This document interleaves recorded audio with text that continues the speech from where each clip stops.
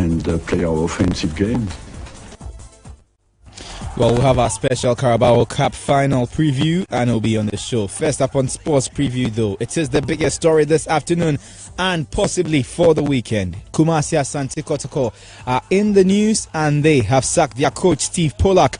Pollack, according to a statement by the club, has been relieved of his position with immediate effect. This comes after failing to qualify the team into the second preliminary round of the CAF Confederations Cup.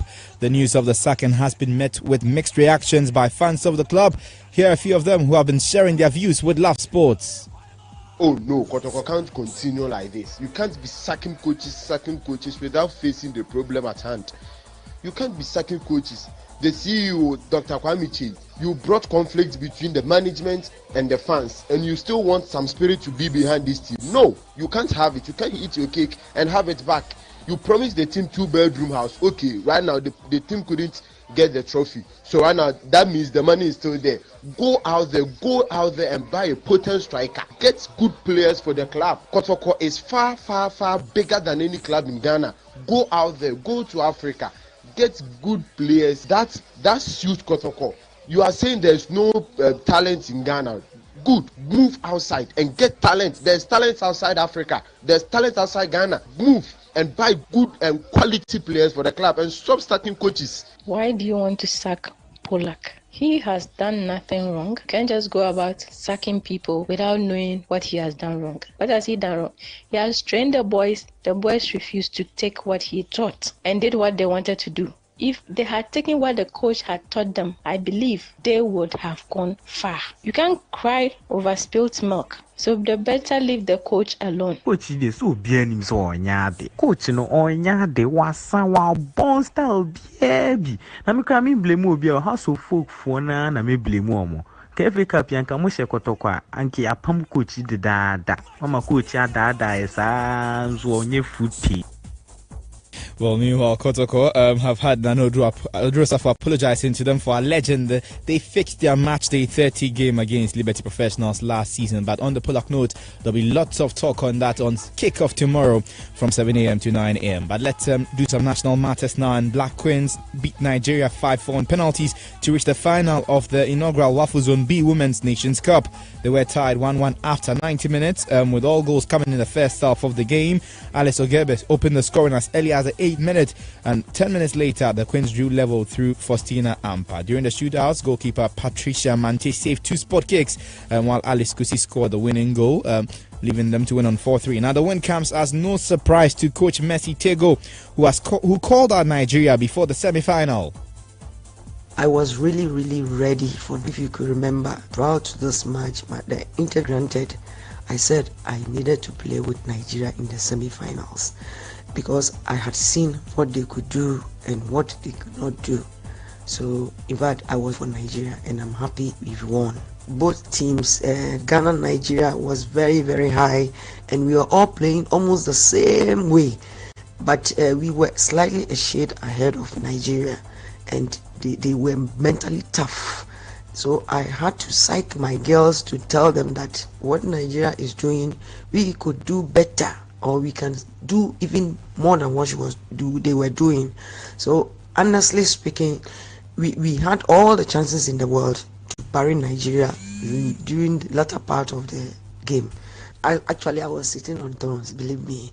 It's like penalty, like you said, it's anybody's game.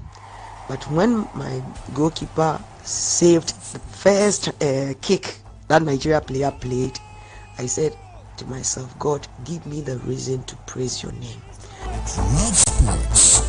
And Mercy Tego has gotten onto the lips of many Ghanaians, and she's getting a lot of praise. Remember, she took over the job after the coach resigned. That's Didi Dramani resigned earlier. Now, the Kumasi Metropolitan Assembly earlier today donated footballs and jerseys to some basic schools in the metropolis in a drive to promote the development of young footballers in basic schools.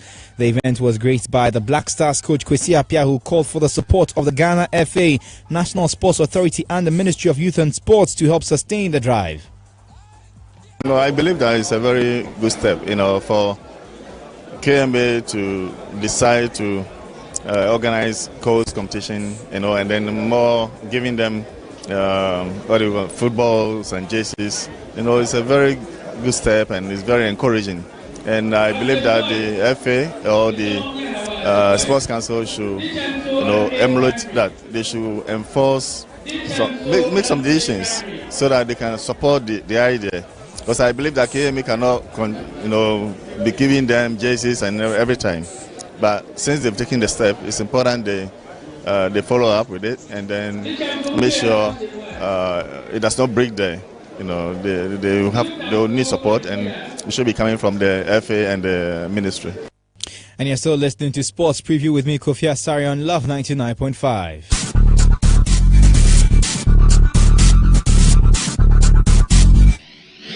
And as you know, the English Premier League is exclusively live here on Love 99.5. And I can tell you about the games coming up this weekend. Tomorrow at 12:30, Leicester City take on Stoke City.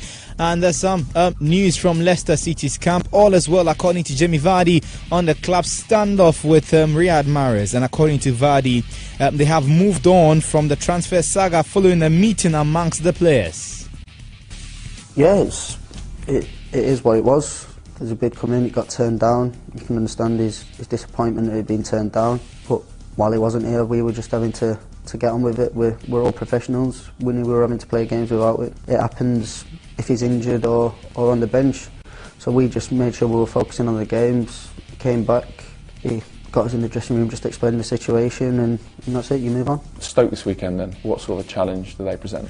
Well, we know it's going to be tough. Obviously they changed manager and they've picked up a few results themselves. And they'll not be wanting to lose, so they'll make sure that they're nice and solid defensively, and we know that they've got the players that can hurt us on their attack, but we also know that on our day, when we're playing our football, that we know that we can beat anyone.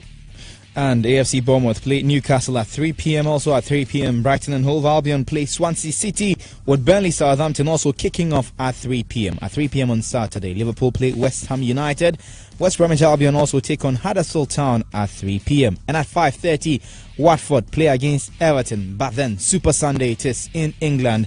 Crystal Palace play Tottenham Hotspur at 12 noon, with Manchester United and Chelsea kicking off at 2:05 p.m. That game will be live here on Love 99.5, so do pin it on your calendar or on your reminders list. And Antonio Conte, ahead of that game, says Andreas Christensen is the future of Chelsea and says he has already forgotten about the mistake he made in midweek against Barcelona. Personally, I forgot his mistake, and also for him. And when you are a player and during your career, you can make a lot of mistakes.